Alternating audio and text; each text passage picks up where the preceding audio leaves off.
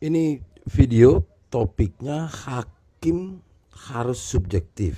Wah, kenapa ini judulnya begini? Ya, inilah untuk membongkar opini atau pemahaman pemikiran di tengah masyarakat. Bagaimana di benak masyarakat dikiranya hakim itu objektif. Ya, ini kita lihat dari sudut pandang awam. Ya, dikiranya hakim itu adalah tempatnya objektivitas untuk mengadili kedua belah pihak begitu. Disinilah tempatnya kita membongkar opini yang keliru karena sudah tertanam mungkin puluhan tahun dari lahir kali seluruh istilahnya pakai netizen lah. Netizen kira hakim itu adalah objektif, pengadilan itu adalah objektif. Itu salah. Itu pendapat yang salah, bongkar di mindset Anda semua para netizen. Tidak demikian sesungguhnya. Bahkan hakim itu harus subjektif. Loh, kok bisa begitu? Ini kalau pengadilan ini kan Pak Hakim gitu ya, beserta majelisnya gitu ya. Terus ini ada pihak A dan B lah ya, begitu aja dah ya. Terus apakah hakim harus objektif karena dia adalah di tengah-tengah gitu, mewakili karena kita lah negara hukum, kita ini enggak gitu cara melihatnya. Hakim itu harus subjektif. Kenapa demikian? Kalau masih ada yang bantah juga, enggak bisa dong. Dia kan sedang mengadili pihak pihak yang ya pokoknya yang terkait oleh di dalam peradilan tersebut begitu. Enggak. Hakim bukan wasit. Ya, hakim bukan wasit. Dan di dalam konteks di negeri ini, hakim pengadilan bukan juri. Itu beda. Ada memang di beberapa negara menggunakan hakim juri, ada itu. Keputusan dipengaruhi oleh penjurian ada itu, nanti aja itu ya, lain, bukan di negeri kita begitu. Jadi jangan berpikir karena kalau hakim objektif berarti hakim itu mengambil standing positionnya adalah wasit. Artinya kenapa? Dia lihat kepada si A dan B. Bagaimana si A? Bagaimana si B? Apa yang kau perbuat dengan si A? Apa yang yang dirasa oleh si B? Apakah merasa dirugikan?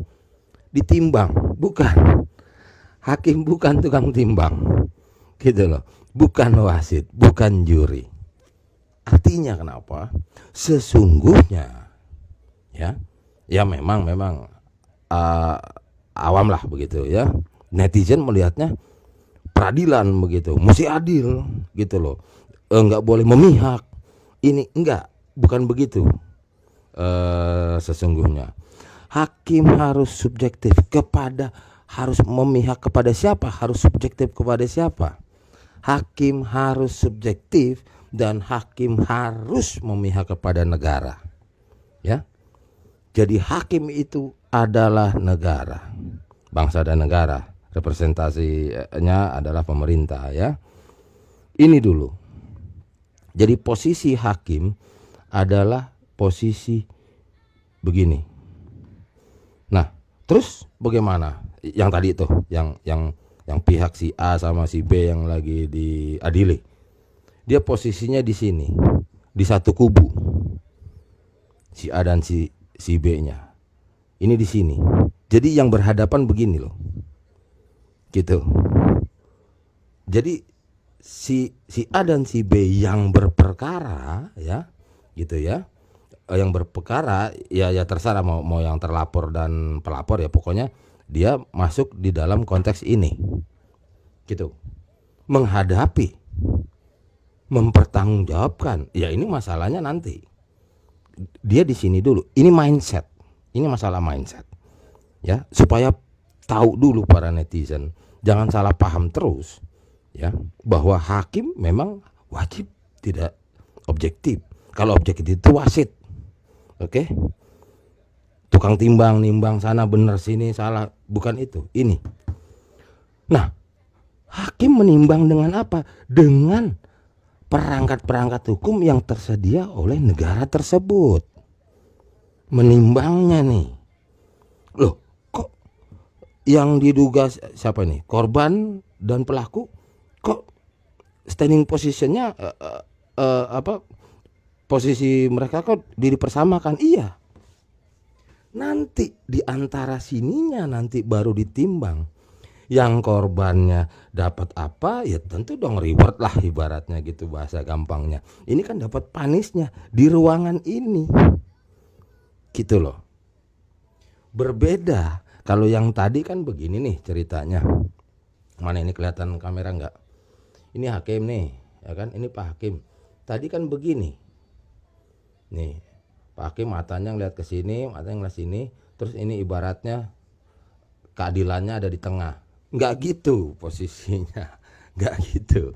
Jadi pihak inilah, kedua belah pihak inilah sedang menerima pelayanan, ya, sedang menerima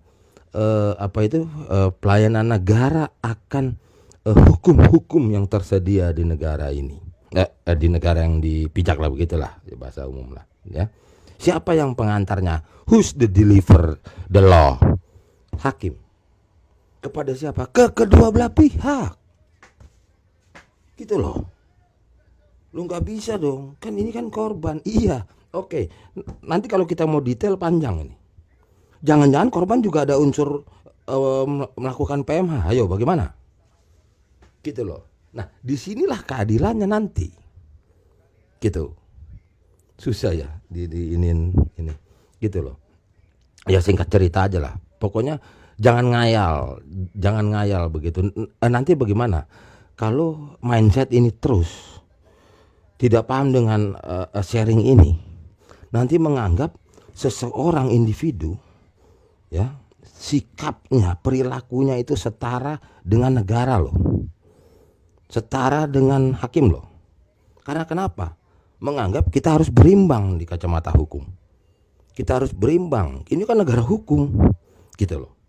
Nanti timbulnya ke sana di dalam mindset, di dalam benak rakyat, gitu loh. Dan juga nanti kalau sempat nanti video, ya, orang selalu di dalam mindsetnya itu ke pengadilan supaya jelas siapa yang salah dan siapa yang benar, katanya, ya kan? Siapa yang salah, siapa yang benar. Oke lah, ini bahasa awam. Aslinya enggak gitu. Aslinya adalah siapa yang kalah, siapa yang menang. Loh, kok begitu? Memang, kenapa demikian? Kalau segala hal peristiwa yang dikira mau cari salahnya siapa yang salah, siapa yang benar, itu seperti pertandingan nanti di dalamnya. Pertandingan apa? Pembuktian. Kalau meskipun dia korban, tapi tidak dapat membuktikannya, kan kalah akhirnya, gitu loh. Akhirnya siapa? Kalau si korban kalah, kan akhirnya yang menang si pelaku. Dalam arti menang bebas, gitu loh, bebas dari hukuman, kan gitu. Jadi mindset ini yang mesti bongkarlah. Mindset lama itu hanya retorika, itu hanya indah di pendengaran itu, ya kan, tentang cari salah cari benar apa. Boleh kalau buat obrolan kita sehari-hari apa, ya boleh pakai istilah-istilah ini, boleh pakai istilah hakim kan objektif, betul, memang hakim objektif. Namun dalam ranah yang tahap keduanya loh menjadi objektif, tapi langkah awal performa pertama hakim harus memihak negara. Artinya kenapa? Pada saat nanti yang disidangkan, entah itu dalam konteks apa itu, politik lah, atau yang terkait dengan perbuatan ya KUHP lah ya, pidana, termasuk perdata ya, bisnisan apa segala, mesti hakim posisikan membela negara dulu. Apa yang dibela? Membela kestabilan negara, membela kepentingan yang lebih luas, membela ya pokoknya supaya jangan menjadi chaos negara ini, jangan sampai itu namanya subjektif toh. Jadi performanya mesti begini dulu. Loh, kapan hakim itu objektif? Ya nanti setelah posisi masing-masing sudah dapat dulu yang tadi itu gambar yang tadi gitu loh, baru diterapkan. Keadilan itu artinya begini, keadilan, si salah dikenakan sesuai porsi salahnya gitu loh. Ya tentulah jaksa kan pasal berlapis lah apalah kan gitu ya, toh 1000 pasal juga pasang aja boleh, tapi kan itulah kebijaksanaan hakim itu ya kan, majelis hakim itu, pengadilan itu, di situ letaknya adilnya gitu. Dan di situ objektifnya, artinya objektif beginilah bahasa gampangnya, hakim membaca secara objektif pasal apa yang pantas dikenakan oleh si calon salah lah, begitulah ya kan, pelaku lah gitu loh. Jadi bongkar mindset daripada netizen. Hakim itu langkahnya demikian. Hakim langkah pertama, performa pertama harus subjektif, memposisikan dirinya, karena ini penting juga bagi Pak Hakim supaya mindsetnya membangun semangat batinnya itu jelas. Karena kenapa saya harus buat ini sharing, sudah banyak yang terjadi gitu loh Pak Hakim ya. Gitu deh. Kenapa ya, nanti ada yang masalah, tahu kan, masalah politik, masalah apa, jadi gitu. Apakah dibilang salah? Sebetulnya enggak juga. Karena kenapa? Tersedia hal-hal tersebut untuk dilakukan. Oleh karena itu ini dalam ranah mindset, dalam ranah semangat batin, dalam ranah semangat berbangsa dan bernegara gitu loh. Kita lihat nanti setebal apakah pemahaman berbangsa dan bernegaranya Pak Hakim gitu loh.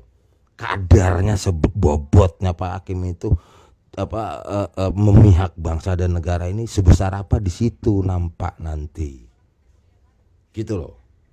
Masalah nanti beliau ini Pak Hakim itu nanti penentuan keputusan daripada itu di kemudiannya kepada si katakanlah kalau kasus pidana ya kepada korban dan pelaku ya kan, kalau kasus delik aduan ya kepada sisi pelapor dan terlapor, apa yang mendapatkan hasilnya daripada keputusan pengadilan tersebut gitu loh. Tapi mindsetnya, nuansanya, semangat batinnya memang ini harus dibebankan kepada jajaran para hakim, harus kepada majelis hakim yang di ruang pengadilan tersebut. Kalau dulu orang bilangnya di meja hijau gitu loh ya kan, di meja hijau kan katanya dulu ya kan. Kita dapat menilai seberapa besar bobotnya Pak Hakim itu sebagai apa, orang bilang kerennya negarawan apa-apalah begitu. Harus subjektivitasnya. Nah, disitulah resikonya para kedua belah pihak yang tadi akan merasakan pelayanan negaranya terhadap dirinya. Terpuaskankah? Lu termasuk pelaku lu. Dia terpuaskan enggak? Udah ngerampok miliaran gitu uang korupsi, atau telah membunuh mencabut nyawa orang, sepantasnya berapa, kayak dia juga harus puas dong ya kan. Dia kena 8 tahun harusnya 20, dia kena 12, ya harus puas kan, itu namanya puas kan gitu loh, mendapat pelayanan keadilan di negeri ini. Kalau semua pihak salah mindset, nanti apa hasilnya? Akan timbul opininya lahir opini yang keliru. Bilang hakim tuh nggak adil ya kan, hakim tuh pasti ada main sama si pelaku, sama si koruptor. Karena kenapa bisa timbul itu? Karena ada sentimen, ada kesalahpahaman tentang proses pengadilan dan lain sebagainya. Itu yang harus dipahami. Bisa dikaitkan dengan video sebelumnya di dalam folder yang sama, seperti yang sekarang lagi viral. Sudah ada satu yang menjadi tersangka tentang kasus virtual itu di internet. Nanti kita lihat. Saya tambahkan sedikit di sini karena ada kurang lengkap sebetulnya tadi, atau nanti saya buatkan video lainnya, bahwa calon barang bukti yang didapat di dalam dunia internet itu kan sudah fix masalahnya. Ya toh, tidak bisa dirubah lagi di kemudiannya, di dalam proses, di pertengahan berjalannya proses peradilan tersebut gitu loh. Karena kan video itu ya sudah gitu loh, mau diapain, Pak Hakimnya juga mau ngapain. Karena apakah nanti kalau mau diajukan bukti baru terus videonya ini katakanlah kalau canda video 19 detiknya ini lain, itu kemarin ada 3 orang tuh di dalam tuh, kepalanya kelihatan dikit satu yang di belakang, kan jadi begitu. Apa kita mau apa itu namanya reka ulang atau peran ulang begitu di dalam video durasi 19 detik. Itulah bedanya barang bukti virtual dengan barang bukti fisik gitu loh. Ada pistol, ada apa, ada baju sobek-sobek, ada apa begitu loh. Itu harus dipikirkan. Nah, disitulah kita minta kepada jajaran penegak hukum supaya ciptakan tradisi untuk menangani hal-hal yang ada unsur pidananya di dalam dunia virtual. Karena kenapa? Begini, saya jadi teringat lagi. Kalau begini-gini terus, ya, lihat boleh cari amar putusannya daripada orang-orang yang udah diceburin di penjara dalam konteks apa itu, postingan lah ya, postingan internet apa segala. Buktikan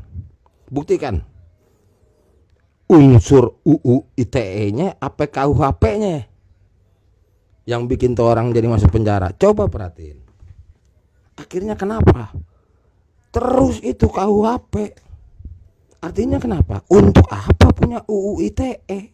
Karena si orang itu yang awalnya diduga pelaku PMH yang di dalam dunia virtual itu, ya, mestinya kan di apa itu? Di ITE kan dulu gitu loh. Kalau segalanya apa-apa jatuhnya di KUHP. Nanti sampai pemberkasan apa semua proses apa semuanya fix semuanya KUHP. Untuk apa punya ITE? Mending sebetulnya ya, kalau mau lihat semua orang yang sekarang di penjara itu, sebaiknya nggak usah punya ITE, sama aja kok. KUHP juga kok yang dikenakan. Karena kenapa? Sesuatu yang virtual selalu dilihat dari kacamata fix, real, nyata, peristiwa dunia nyata. Peristiwa dunia nyata ya tentu KUHP, betul nggak? Gitu loh.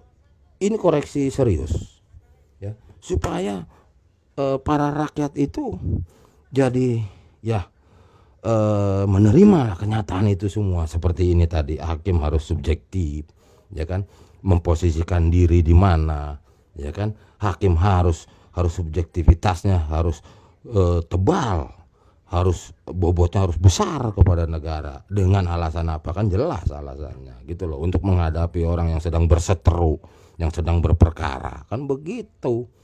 Jangan nganggep kita adil. Emangnya hakim itu wasit apa? Hakim garis kali. Gimana sih?